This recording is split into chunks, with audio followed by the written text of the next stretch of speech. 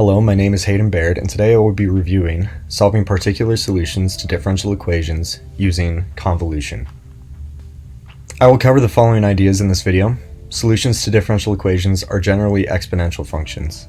The behavior of the exponential function can be derived by characteristic polynomials. Systems with forcing functions have a null and a particular solution. Particular solutions can be found by a convolution between the forcing function and impulse response from the homogeneous solution. A convolution is an operation that combines functions or data sets that allow for a complete mixing of the behavior of the two sets. In the case of linear differential equations, convolutions allow for the effect of a null solution and a forcing function to be present in a particular solution. This expression is how a convolution operation is performed. This g of t minus tau is going to be our impulse response from our null solution. This f of tau is going to be the forcing function from the differential equation. To use convolution to solve linear ODEs, a general function that describes the effect of a null solution on a system must be derived. This function is known as an impulse response function due to the use of a delta function to generate it. This impulse can be found by solving the following ODEs, either using Laplace transforms for the first or the method of characteristic roots for the second. Both yield the same general solution for second order impulse responses. We're now going to go into this example. This has no initial conditions, so we're going to focus on solving for the particular solution. To do this, I'm going to derive the roots of the characteristic polynomial using the method of characteristic roots. I'm going to assume my solution is in the form of an exponential function. And I'm going to take a first and second derivative.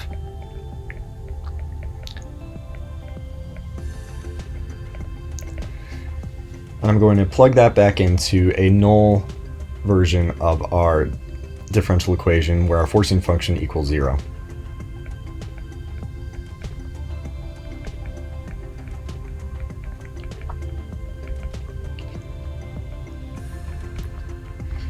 As e to the RT is a common factor and it is never equal to 0, I can divide it out of the system and solve for the polynomial that is left over to generate the roots of that exponential.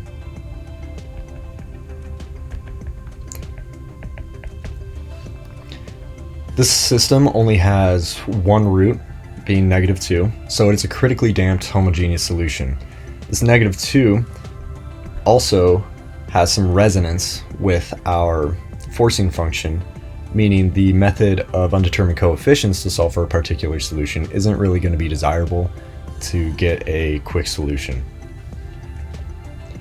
So I'm going to use convolution. To do this, I'm going to use the general impulse response function that was shown earlier. But notice how our S1 and our S2 are equal. To get over this, we're going to use L'Hopital's rule to solve this by taking the limit as S1 approaches S2. I'm going to differentiate the top and the bottom to yield an actual impulse response that we can use. Doing that, I differentiate in regards to S1 instead of t, but that gives us our impulse response t e to the -2t. I can now use that in our convolution. I'm going to set up this integration really quickly. 3, 0 to t, t minus s, e to the -2, t minus s, e to the -2s, ds. Now, as this integration is in regards to the variable s, I can remove anything that has to do with t. Also, we're going to have a 2s times a -2s for our exponentials. Using exponential rules, we can simplify this integration a lot.